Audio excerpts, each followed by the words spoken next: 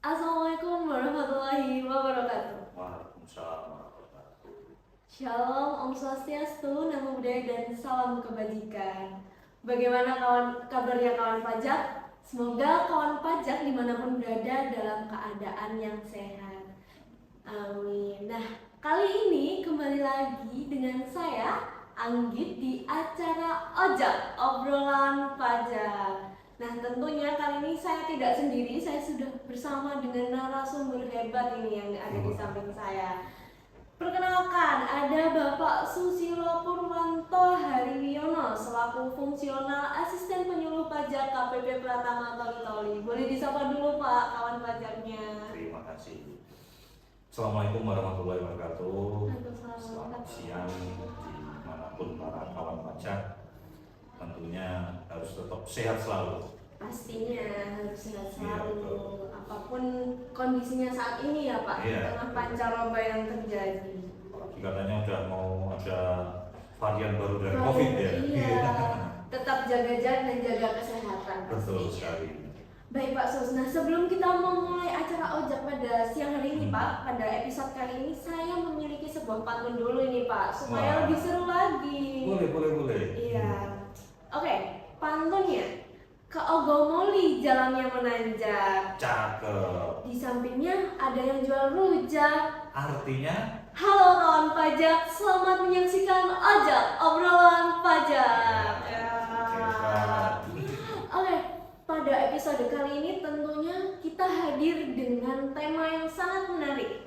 Tema yang mungkin banyak yang menunggu ini Pak. Iya. Tema-tema yang Bisa juga banyak. iya, banyak sekali nih pasti yang menunggu tentang pelaporan SPT Badan. Iya. Nah, mungkin kawan pajak itu sudah tidak asing dengan namanya SPT dan kata-kata badan itu sendiri. Nah, tapi badan itu kalau secara pajak itu artinya gimana sih Pak, badan ini?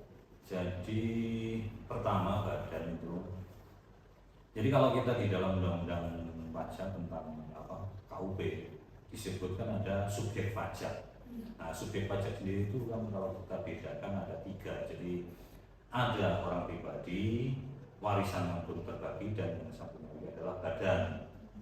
Nah, itu sendiri kalau di dalam menurut pasal 1 ayat 3 Undang-Undang KUP, yang dimaksud dengan badan adalah sekumpulan orang dan atau modal. Jadi namanya badan pasti perkumpulan.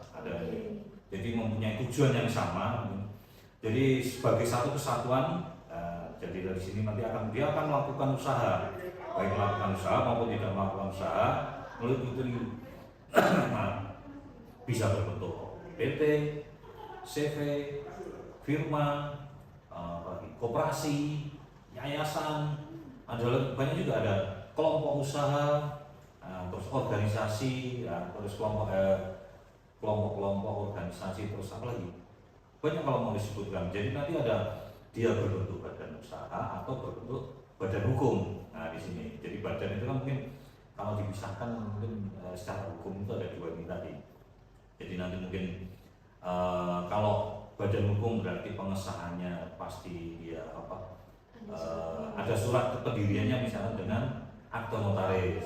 Kalau badan usaha namanya usaha dia lebih luas mungkin secara artinya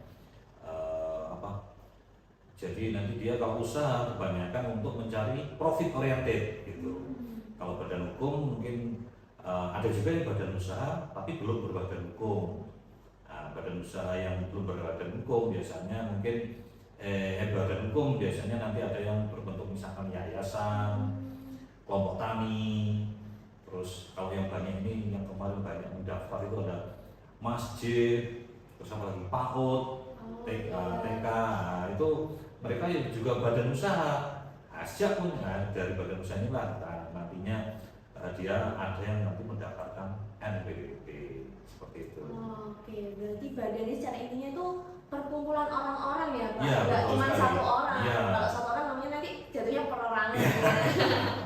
Oke, tadi udah tahu nih apa artinya dari badan itu sendiri secara harfiah di pajaknya. Nah kemudian untuk tarif pajak penghasilan badan ini berapa sih Pak? Apakah sama dengan perorangan?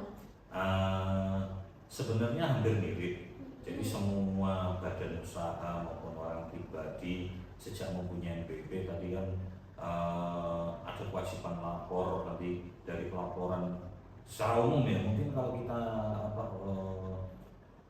kewajiban sebagai wajib pajak itu kalau kita bagi itu biasanya ada 4. Biasa udah terkenal dengan singkatan DHBL gitu. Daftar, daftar kalau udah daftar mungkin diupdate datanya, identitasnya. Terus yang kedua adalah DH. Nah, ini hitung setelah itu. Jadi dalam 1 tahun itu dihitung penghasilannya bagaimana, berapa. Setelah tahu dihitung, nanti setelah dihitung berarti akan tahu penghasilannya berapa dan pajaknya harus disetorkan berapa. Nah, karena nanti dari sini kita masuk ke bagian tarifnya tadi ya. Setelah dihitung dan tahu pajaknya berapa, harus DHB dibayar tadi. Nah, dibayarkan, disetorkan ke kas negara. Setelah semuanya dilakukan, yang ketiga ini, yang terakhir ini yang harus dilakukan adalah setiap setahun sekali atau mungkin ada yang lapor bulanan, yaitu lapor gitu. Nah, terkait tarif untuk BPH dan orang pribadi itu hampir mirip. Jadi ada yang menggunakan sebagai pelaku UMKM atau menggunakan tarif normal. Kalau UMKM nanti biasanya dia mempunyai tarif lebih rendah karena untuk melindungi usaha kecil dan menengah, makanya biasanya dikenakan tarif 0,5%. Jadi kecil, tapi dari perhitungan dari brutonya biasanya. Atau kalau mungkin kalau BPH final dia bulan berapa misalkan omsetnya misalkan 10 juta, 10 juta langsung dikalikan 0,5%. Tanpa memperhitungkan biaya yang lain. Karena istilahnya kalau namanya final, otomatis berapapun langsung dikenakan. Kalau menggunakan tarif normal, berarti otomatis dia akan diperhitungkan dengan seluruh biaya-biayanya, atau yang terkenal dengan 3M. Tahu 3M? Biaya untuk memperoleh, menghasilkan dan memelihara penghasilan. Gitu. Jadi 3M inilah nanti yang berkaitan untuk sebagai pengurang dari penghasilan tadi, untuk mengetahui penghasilan kena pajaknya. Nah, seperti itu. Baik. Jadi untuk tarifnya sendiri tadi terbagi jadi 2 ya Pak? Ya betul, tarif UMKM dan non UMKM atau tarif normal. Tarif normalnya.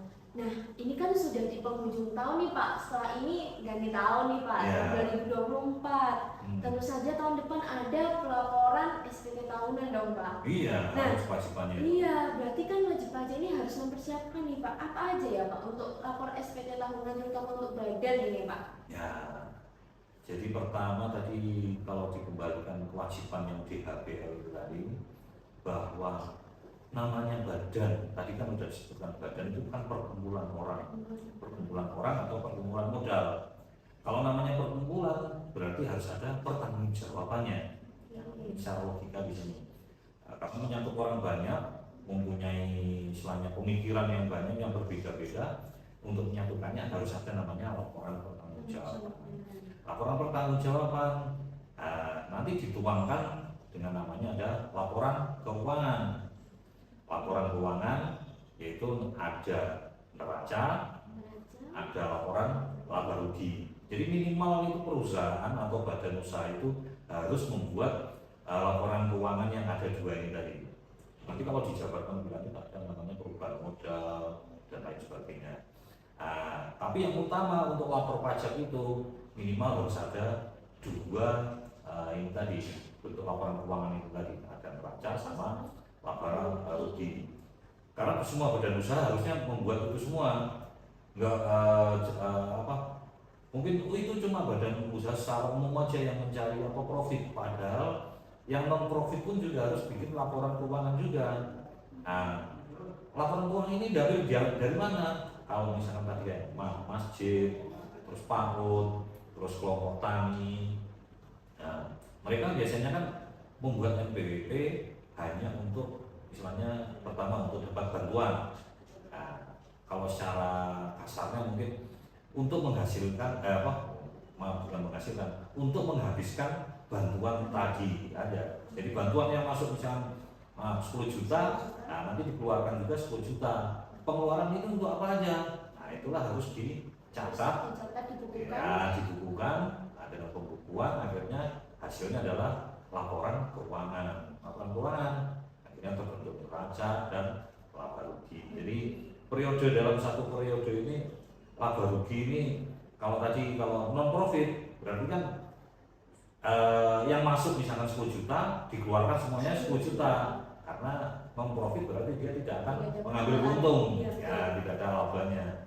Sedangkan kalau mungkin badan usaha secara umum, nah, berarti dia akan mengambil laba. Misalkan kalau dagang, misalkan beli barangnya misalkan 10 juta, nah, nanti dijual menjadi berapa? 15 juta atau 20 juta. Nah, itu ya ada keuntungannya, ada selisihnya kan. Dari beli berapa terus dikurangi biaya berapa, nanti ada untungnya. Nah, itu harus dicatat, betul dibukukan.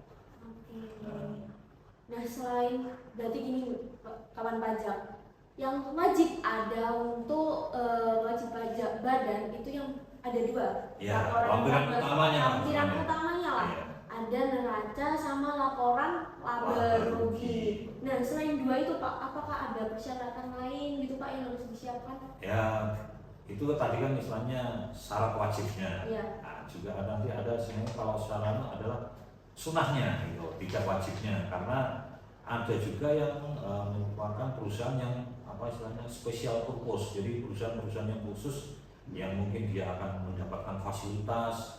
Nah, yang mendapatkan fasilitas harus ada pelaporan masing-masing fasilitas yang diterima itu tadi. Nah, mungkin kalau dijabarkan mungkin nggak begitu terlalu, kalau banyak sekali juga. Pertama, kalau dia ada kurang bayar, ini yang utama paling. Waktu kurang bayar, penyetorannya itu yaitu PPh pasal 29-nya nanti kalau pas lapor SPT Tanah harus dilampirkan.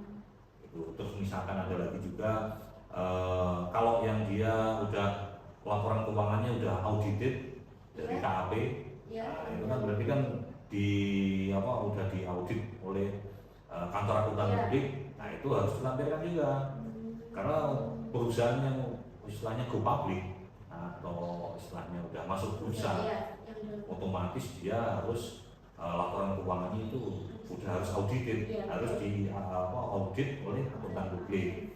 Jadi akuntan yang independen di luar istilahnya kantor pajak.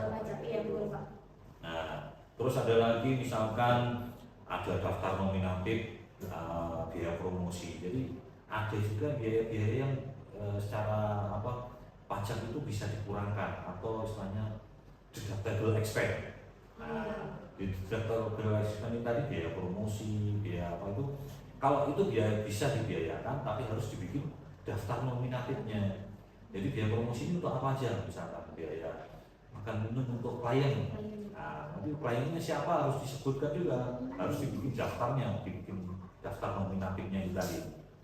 Nah, terus ada lagi juga nanti misalkan ada surat kuasa, misalkan pelaporannya atau penandatangannya itu dikuasakan, atau juga misalkan pernyataan. Tadi juga ada misalkan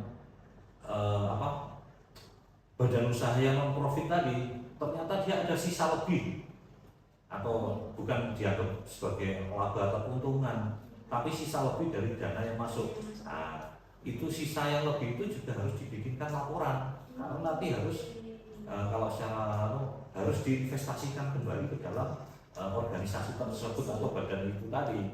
Nah, itu sisa lebih tersebut juga harus dilaporkan gitu. Jadi perhitungannya bagaimana, meskipun nanti pelaporan umumnya adalah kalau non profit otomatis dia tidak ada laba, tidak ada pajak yang dikenakan atas keuntungan tadi gitu. Nah, seperti itu. Jadi mungkin ada lagi mungkin kalau secara ada perhitungan peredaran buku yang menggunakan pembayaran PPh final. Nah, tadi kan final itu juga harus tetap direkap tiap bulannya. Jadi direkap Januari dapat berapa, Februari sampai dengan Desember. Di samping tadi kan kalau badan usaha secara umum tetap harus membuat laporan keuangan, laba rugi tadi, seperti itu. Terus ada lagi dokumen kalau transfer ini biasanya berkaitan kalau ada perusahaan nanti biar tidak dianggap sebagai transfer pricing. Nah, kalau transfer pricing kan istilahnya harga itu antara harga secara umum dengan harga secara istilahnya khusus dengan para yang berkaitan dengan perusahaan badan usaha tadi itu tidak ada perbedaan. Tidak begitu. Nah, terus yang terakhir mungkin ada lagi juga perbandingan antara hutang dengan modal. Nah itu, jadi perbandingan perhitungannya harus ada diperhitungkan minimal kalau nggak salah berapa antara hutang dan modal itu sekitar 40%. Nggak boleh lebih dari itu. Gitu. Jadi hutangnya itu tidak boleh lebih dari 40%. Gitu. Oke, Pak.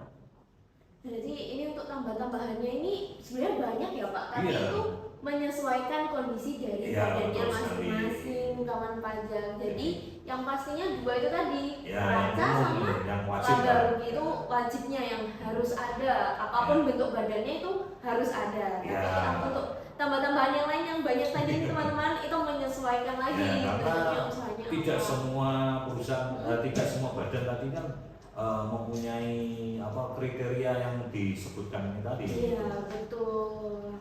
Oke Pak, tadi persyaratannya udah, tarifnya udah. Nah selanjutnya Pak, gimana Pak cara pengisian SPT tahunan PPh badannya ini Pak? Tadi udah semua data disiapkan, terus lampiran udah siapkan. Nah, untuk pelaporan sekarang juga sudah dipermudah juga. Tadi kan kewajiban ada di HBL.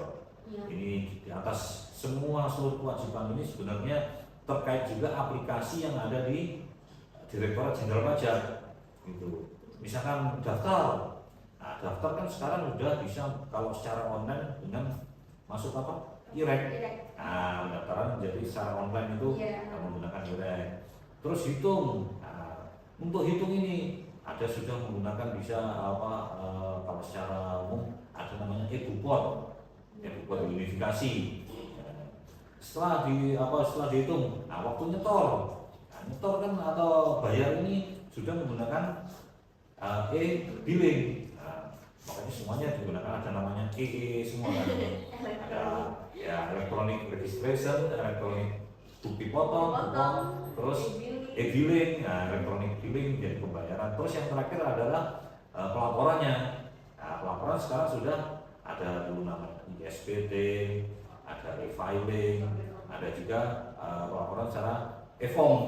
Nah, jadi apalagi kalau badan usaha pelaporan sekarang sudah menggunakan e-form karena semua segala sesuatunya sudah sudah online. Orang sudah semuanya menggunakan gadget, pakai HP, ada datanya, semuanya. Ya betul, apalagi sudah masuk generasi apa sekarang? Gen Z. Ada generasi milenial, generasi X, Y, Z, baby boom, sekarang sekarang semua kalau orang tidak punya gadget seperti istilahnya ketinggalan, gitu. Karena semua informasi ada di situ, termasuk pelaporan pajak itu bagaimana ada, tinggal kalau istilahnya tanya Mbak Google. Mbak Google cari pelaporan pajak bagaimana.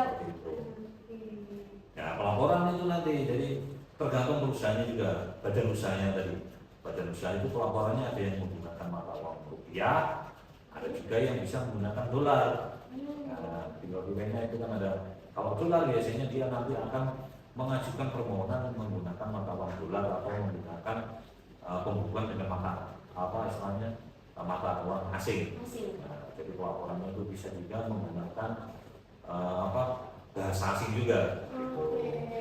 Jadi itu lagi kalau yang umum ya kita apalagi mungkin di wilayah kerja KPP Pratama Toli-Toli yaitu Kabupaten Toli-Toli dan Kabupaten Kuwol yang umumnya tetap menggunakan bahasa Indonesia. Nah, seperti itu. Dan di SPT nanti ada istilahnya waktu lapor dan dihitung dan semuanya itu pasti nanti ada kata-kata dengan diisi dengan benar. Gitu. Jadi jelas dan benar adalah bahwa SPT disampaikan dalam benar dalam perhitungannya, benar penerapan peraturannya dan juga penulisannya gitu. Ini nanti kan dari benar, kalau udah benar berarti kan semuanya kalau dianggap benar kan istilahnya dianggap tidak berbohong. Ya. Kalau dikembalikan sistem pajak di Indonesia adalah self assessment. Self assessment wajib pajak mau lapor apapun silakan, yang penting benar secara peraturan dari Indonesia-nya. Setelah itu harus ada lengkap, benar dan lengkap. Lengkap dalam apa? Laporannya lampirkan selengkap, ada termasuk penandatangannya siapa, gitu. Nah, itu akan ketahuan semuanya. Jadi kalau ngomong lengkap tadi semua unsur-unsur yang berkaitan dengan objek pajak dan unsur-unsur nanti terkait dengan perhitungannya itu harus lengkap, gitu. Jadi untuk bisa mengetahui pajak totalnya itu dari mana? Itu pertama paling enggak ada data atau laporan yang menunjukkan penghasilannya itu berapa. Gitu. Setelah tahu penghasilannya, baru nanti setelah dikurangi biaya-biaya, nanti kan akan ketahui penghasilan kena pajak, penghasilan yang akan dikenakan tarif itu tadi. Itulah nanti berarti kan perhitungan itu akan harus lengkap, gitu, kalau ada angkanya. Dan yang terakhir apa? Jelas. Jadi semua itu kan jelas karena ada sumbernya dari mana tadi kan. Jadi kalau dia misalnya bantuan dari mana, terus kalau misalkan dia dagang, sebenarnya perdagangannya itu tadi kan, karena nanti kan apa yang disampaikan oleh wajib pajak itu kan nanti kalau di cross check atau istilahnya diaktualisasi, ada data pihak ketiga yang mungkin untuk perbandingan, verifikasi ya Pak? Ya, verifikasi istilahnya. Jadi silakan mau lapor bagaimanapun, mau lapor yang seperti apa silakan. Tapi nanti kan ada data pihak ketiga yang mungkin akan menjadi pembandingnya. Misalkan dia sebagai distributor dari pabrikan itu nanti pasti akan ada laporan BPN-nya, pajak masukan. Nanti kan perbandingannya akan misalnya klop atau sama. Misalkan dia laporkan penjualan misalkan 10 juta saja, nggak masalah, nggak apa-apa silakan. Tapi mungkin dari pihak pabrikan merasa bahwa si A ini ada pembelian ke pabriknya dia sebesar 20 juta. Nah, nanti kan ada kelihatan ketimpangan ini tadi, perbedaan inilah. Makanya kejelasan ini dibutuhkan. Nah, nanti kalau tidak ada istilahnya kejelasannya berbeda, nanti jangan kaget. Biasa ada surat cinta datang. Nah itu. Surat cinta dari kantor pajak. Itu menunjukkan misalnya kepedulian dari kantor pajak. Misalnya biar tadi yang SPT yang dilaporkan dengan benar, lengkap dan jelas itu nanti kedepannya biar istilahnya mendapat kepastian hukum.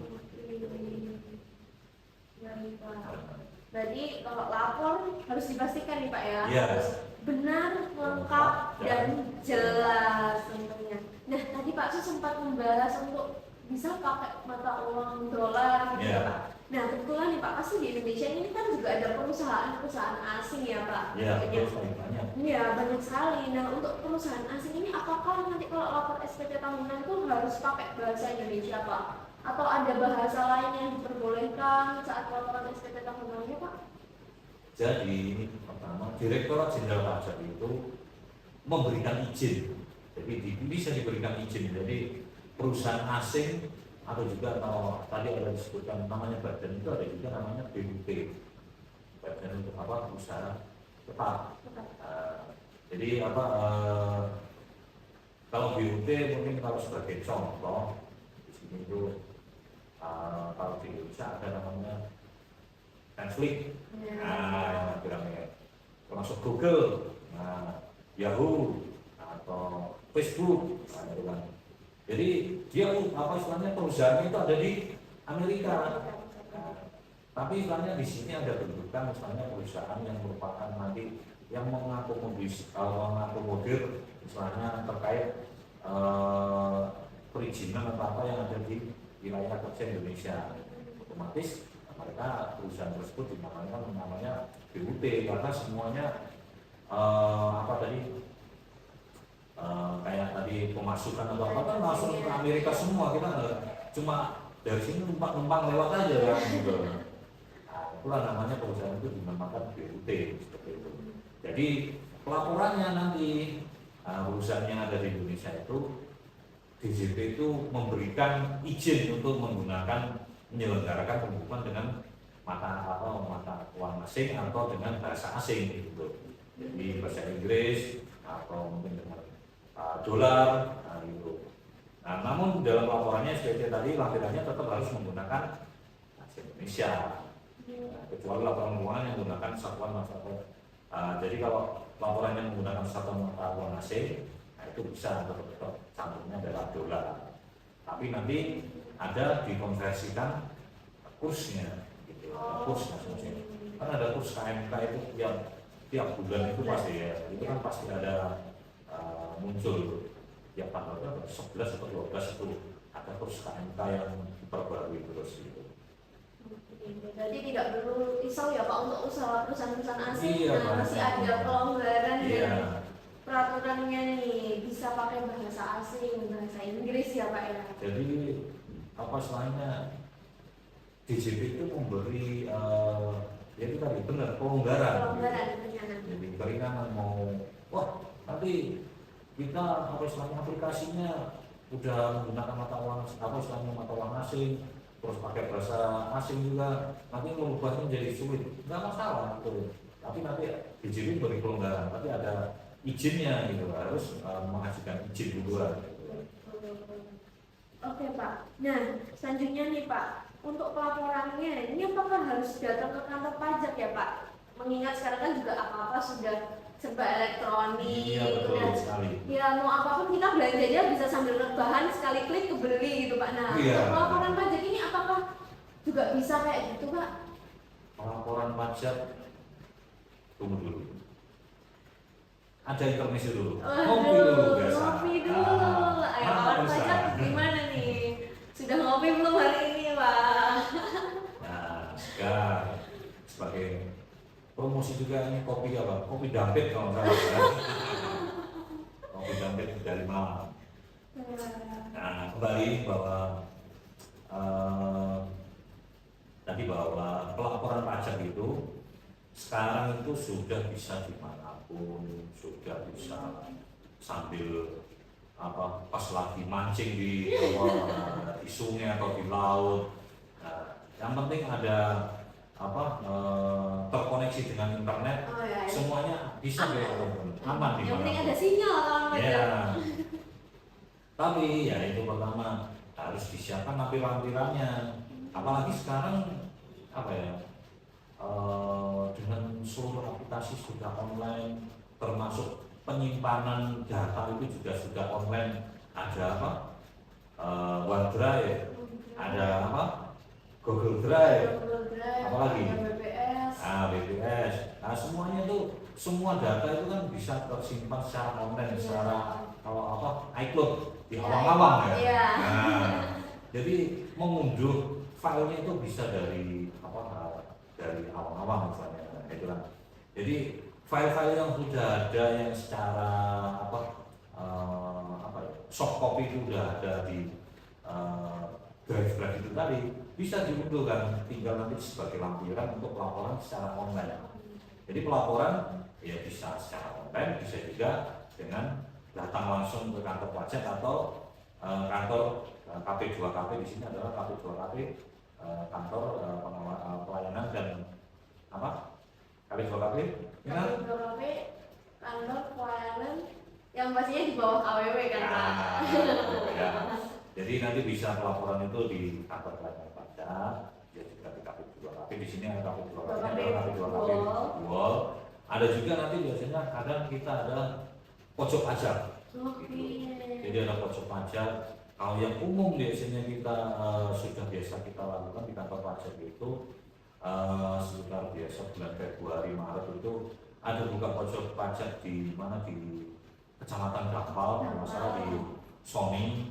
Terus ada lagi nanti bisa biasa buka pojok pajak di mana Pinabogan, Kecamatan Dondo. Nah, nanti ada juga biasa kita di mana Lakuan atau Lalu Alang, terus Lakea. Nah, Jadi kita nanti jemput langsung, jemput bola gitu. Oke. Nah, nanti buka pojok pajak. Jadi ada pelayanan secara, kalau online nanti kita bantu, istilahnya apa, dengan online itu bagaimana. Tapi jangan lupa untuk pelaporan online itu pasti masuk ke DJP online dibutuhkan passwordnya. Password jangan lupa ini. Iya. Kalau lupa bagaimana? Nah, biasanya untuk ada bisa di reset dengan menggunakan Evin ya, betul sekali. Jadi riset untuk password yang lupa itu dengan menggunakan Evin. Jadi pelaporan itu nanti kalau badan ada menggunakan namanya e-form. E-form itu nanti untuk aplikasinya, PC-nya paling nggak harus ada, misalnya diinstal, nanti ada namanya Adobe Reader. Adobe Reader itu untuk membaca dari file yang akan diunduh. Jadi pelaporannya nanti masuk ke DJP online, nanti diarahkan nanti menggunakan apa? E-form. Lalu setelah itu nanti akan file tersebut diunduh. Setelah diunduh, nanti ada nomor token. Nah, seperti nomor token itu, itulah nanti akan dimasukkan di situ untuk karena pelaporan itu harus ada kode token yang dimasukkan. Entah nanti kode tokennya lewat email, bisa juga lewat SMS dari HP. Iya. Jadi nanti bisa online. Kalau lapor ke kantor pajak bagaimana? Ya tinggal siapkan datanya aja. Biasanya kayak PAUD, masjid, uang petani itu pelaporannya biasanya langsung ke kantor pajak. Nah, itu silakan nggak apa-apa. Tapi siapkan lampirannya. Biasanya jangan lupa stempel di bawah, LPG-nya, nah itu di bawah, LPG atau laporan pertanggungjawaban. Karena itulah dasar untuk membuat laporan keuangan neraca maupun rugi laba. Gitu. Oke Pak. Nah, bagi kawan pajak nih, jadi nggak perlu risau gimana ya lapornya, haruskah datang ke kantor pajak, apalagi yang jauh-jauh ya Pak, di Gampal kan jauh kalau mau ke sini. Terus ada lagi kalau di kota besar ini sekarang udah ada pihak ketiga. Oh, ada pihak ketiga juga ya Pak. Nah, yang ketiga atau biasanya disebut dengan apa? Penyedia jasa aplikasi perpajakan (PJAP). Nah, itu bisa menggunakan pihak ketiga. Nah, itu pelaporannya. Jadi nanti bukti pelaporan atau tanggal pelaporan itu sejak dengan mudah dengan PJAP. Gitu. Jadi bisa online mandiri sendiri dengan datang ke kantor pajak, bisa juga yang terakhir adalah dengan menggunakan jasa pihak ketiga itu PJAP. Gitu. Semakin mudah ya Pak, berarti tentunya. Dipermudah semuanya. Iya, dipermudah. Tentunya tidak ada alasan untuk tidak lapor. Iya. Karena semuanya sekarang semakin mudah. Nah, kalau menggunakan pelaporan secara elektronik atau online itu Pak, gimana Pak tata caranya? Mungkin masih banyak wajib pajak yang asing nih Pak. Wah, ternyata sekarang bisa secara online gitu Pak. Oh iya, tadi udah sedikit kita singgung. Jadi kalau secara online nanti kita waktu wajib pajak masuk ke DJP online, nanti waktu diklik bagian pelapor itu tadi, kalau dia badan usaha nanti akan diarahkan ke namanya menggunakan e-form. Nah, dari e-form itu tadi nanti otomatis akan terdownload. Setelah didownload untuk pembacanya atau untuk isiannya itu tadi, nah itu pembaca file tersebut aplikasinya adalah harus dengan Adobe Reader. Adobe Reader sendiri di aplikasi di DJP kan udah ada ada linknya, udah diarahkan untuk istilahnya mendownloadnya. Iya betul sekali. Jadi nanti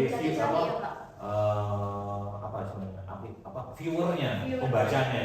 Iya betul. Nah setelah di-download, otomatis nanti bisa untuk membaca file PDF tadi, e-form tadi gitu.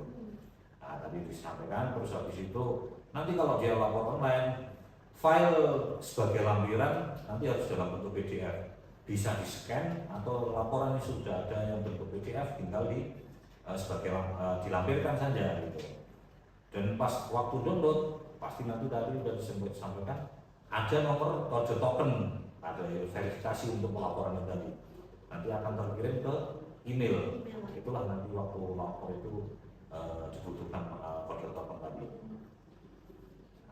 Terus nanti mungkin kalau teknisnya nanti Adobe Reader nanti istilahnya minimal ada versi 20, terus e-form di JP online, terus nanti ada juga file PDF yang yang mau dilampirkan itu maksimal kalau nggak salah berapa? Nggak boleh lebih dari 10 mega atau 50 mega, 10 ya, nah itu. Nah, nanti paling nggak harus kompres gitu. Iya, betul. Nah, terus kalau dengan pihak ketiga bagaimana BCAP? Nah, kalau dengan pihak ketiga ya otomatis lebih mudah lagi, tinggal serahkan datanya BCAP, nanti pihak ketiga langsung apa ini mengolah sendiri.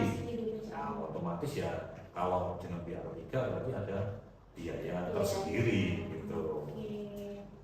Wah, lebih mudah kan kawan pajak ini untuk lapor SPT tahunannya. Jadi udah nggak perlu bingung-bingung lagi nih. Kalau bisa datang ke kantor pajak nanti akan dibantu oleh petugas yang ada. Kalau mau sambil rebahan, sambil mancing tadi ya Pak Sus. Kalau ada sinyal misal mancing mau ingat belum lapor SPT gitu. Nah, bisa itu pakai e-form. Ya, kalau datang ke kantor pajak bisa juga istilahnya silaturahmi ke kantor pajak, apalagi maaf banyak sekali wajah-wajah baru ini. Nanti bisa sambil untuk kenalan. Nah, di situ kan ada wajah-wajah baru nanti. Mungkin kalau udah sering ketemu kita bosen ya. Ada wajah-wajah baru nanti yang akan membimbing. Oke. Udah tadi kita udah bicara tarif, bicara tentang syarat-syarat yang disiapkan juga ya Pak. Iya. Terus bicara tentang gimana cara lapornya. Nah, ini Pak, batas akhir penyampaian SPT tahunan badan. Oh ya. Itu kapan ya Pak? Nah, batas dan jangan lupa setiap laporan itu pasti ada batasnya memang. Iya. Kalau dari ada undang-undang itu disebutkan secara istilahnya tersuratnya bahwa 4 bulan setelah berakhirnya masa pajak. Gitu. Jadi setelah masa pajak berakhir 4 bulan yaitu kalau umumnya biasa pembukuan itu berakhir sampai dengan Desember. Berarti 4 bulan setelah Desember berarti April. Jadi paling April maksimal, akhir bulan April itu batas akhir pelaporan. Tapi ada juga yang misalkan pembukuannya tidak sama dengan tahun takwim. Jadi ada pembukuannya misalkan 1 Juli, dimulai 1 Juli. Berarti berakhirnya adalah dia 31. Kalau 1 Juli ya berarti 1 tahunnya berikutnya adalah 30 Juni atau 31 Juni. 30 Juni. Ya, jadi berarti kan berakhir 30 Juni. 4 bulan dari Juni apa? Juli, Agustus, September, Oktober. Nah, tadi batasnya adalah 31 Oktober. Jadi kalau dia tidak menggunakan tahun takwim, pokoknya berakhirnya adalah 4 bulan. Gitu. Sama, jadi sama-sama 4 bulan. Kalau umumnya tadi karena Desember, berarti dia berakhir sama dengan 31 April atau 30? 30 April. Nah, 30 April. Nah, itu. Jangan lupa, apalagi sebentar lagi udah habis tahun ini. Iya. Jadi siapkan data-datanya. Harus disiapkan tadi data-datanya, Ya. laporan-laporannya ya Pak ya. Iya. Harus disiapkan nih oleh wajib pajak di rumah. Nah, kalau misalnya nih Pak, sampai 30 April, lupa belum lapor, ada sanksinya nggak sih Pak? Nah, ini salah satunya kemarin kan banyak yang kenapa ini kok kena denda, kena sanksi seperti ini. Tadi kan dikembalikan. Sistem pajak di Indonesia adalah self-assessment, akan lapor atau tidak lapor tidak masalah. Tapi kalau tidak lapor, ya nanti secara administrasi ada sanksinya, ada misalnya nanti akan ada surat cinta datang, gitu. Jadi jangan sampai atau jangan lupa, jangan sampai karena terlambat atau tidak lapor sama sekali itu untuk sanksi istilahnya badan usaha tidak lapor itu besar 1 juta. Gitu. Karena yang namanya badan usaha, badan hukum, perkumpulan dari orang-orang, pertanggungjawabannya orangnya banyak, otomatis sanksinya lebih gede, lebih besar 1 juta. Gitu. Nah, jadi terlambat atau tidak lapor sama sekali itu sanksinya 1 juta. Jadi kalau pas terakhir misalkan 1 April 31 April itu belum bisa lapor dulu istilahnya penundaan bisa gitu. Jadi penundaan pelaporan SPT tahunan itu bisa. Jadi nanti ada form untuk penundaan pelaporan SPT tahunan itu. Jadi maksimal nanti 3 bulan. Nah itu bisa melakukan penundaan pelaporan SPT tahunan. Atau bisa juga lapor dulu, yang penting lapor gitu. Nanti pembetulan boleh gitu. SPT tahunan ya, Gitu. Jadi pembetulan SPT itu berapapun silakan sampai dengan sebelum diperiksa. Nah, jadi berapapun mau melapor dibetulkan sekali, 2 kali, 3 kali, 4 kali boleh. Misalkan sampai belum diperiksa. Ya, kalau udah diperiksa udah nggak bisa. Udah nggak bisa lagi pembetulan ya, Pak. Jadi jangan lupa jangan sampai terlambat. Sanksinya bisa sampai 1 juta. 1 juta, ini lumayan ya Pak. 1 Iya. juta daripada kawan pajak nih nanti dapat surat cinta dari kantor pajak tiba-tiba ada ini sanksi 1 juta. Nah, Iya. mending mulai sekarang dipasang nih alarmnya. Tahun depan wajib lapor SPT tahunan sebelum Iya, 30 April. Dan tentunya jangan mepet-mepet ya Pak Iya. lapornya. Biasanya kalau mepet-mepet itu nanti kadang servernya jadi lemot, Iya. terus orang jadi rame, jadi antrian banyak, nah, seperti itu. Nah, mungkin jauh-jauh hari udah siap. Nanti kalau udah lengkap datanya, mumpung Iya. belum begitu rame, server belum istilahnya belum lemot atau belum down, nah itu akan lancar. Oke, lebih cepat, lebih baik. Ya. Nah, tadi udah banyak banget nih yang kita bicarakan, mulai dari syarat hingga ini tadi sanksinya kalau misalnya sampai lupa ataupun nggak lapor. Nah, dari Pak Sus, sebelum menutup acara ini Pak, apakah ada pesan lain yang ingin disampaikan Pak untuk kawan pajak di rumah? Sama seperti yang lain, yang penting kembali ke kewajiban tadi DHBL. Lebih cepat lebih baik, lebih bagus. Jangan sampai terlambat lapor. Gitu. Mungkin itu aja. Nanti kalau ada pertanyaan atau ada istilahnya yang perlu didiskusikan, silakan jangan ragu-ragu untuk silaturahmi ke kantor pajak. Boleh. Bisa dilakukan silaturahmi ke kantor pajak langsung, bisa juga ada melalui medsos kita bisa. Ada lagi chat WA kita juga bisa. Jadi banyak sarana istilahnya untuk mau konfirmasi, mau tanya jawab, mau diskusi. Nah, itu ada semua sarana kita di sini. Gitu. Oke, ingat teman pajak jangan lupa lapor. Oke, terima kasih banyak Pak Sus atas waktunya perbincangan hangat kita pada episode kali ini. Semoga perbincangan kita kali ini dapat memberi manfaat tentunya untuk kawan pajak yang menyaksikan. Ya, betul. Untuk kawan pajak apabila masih ada yang ingin ditanyakan atau masih ragu-ragu, ini benar nggak ya, ini benar nggak ya, informasi ini benar atau tidak. Nah, langsung saja follow akun media sosial kami di Instagram dan Twitter @pajaktolitoli serta Facebook dan YouTube KPP Pratama Toli-Toli untuk mendapatkan berita terupdate seputar perpajakan. Baiklah, tadi kan dibuka dengan pantun nih Pak, nggak afdal nih kalau saya nutupnya nggak sama pantun juga. Oh iya. Oke, saya akan menutupnya dengan sebuah pantun. Ke Surabaya beli sambal baja, Cakep. pulangnya mampir ke Tunjang Plaza. Artinya Ayo kawan taat pajak untuk masa depan Indonesia. hebat. Kalau begitu saya juga satu. Oke. Biasa. Andalan saya ini. Bagaimana nih Pak? Ikan hiu muter-muter. Cakep. See you later. Waduh. Baiklah, saya Anggit selaku moderator pada episode Ojak obrolan pajak kali ini. Pamit undur diri dan mengucapkan terima kasih atas partisipasi dari kawan pajak yang telah menyaksikan. Wassalamualaikum warahmatullahi wabarakatuh. Sampai jumpa.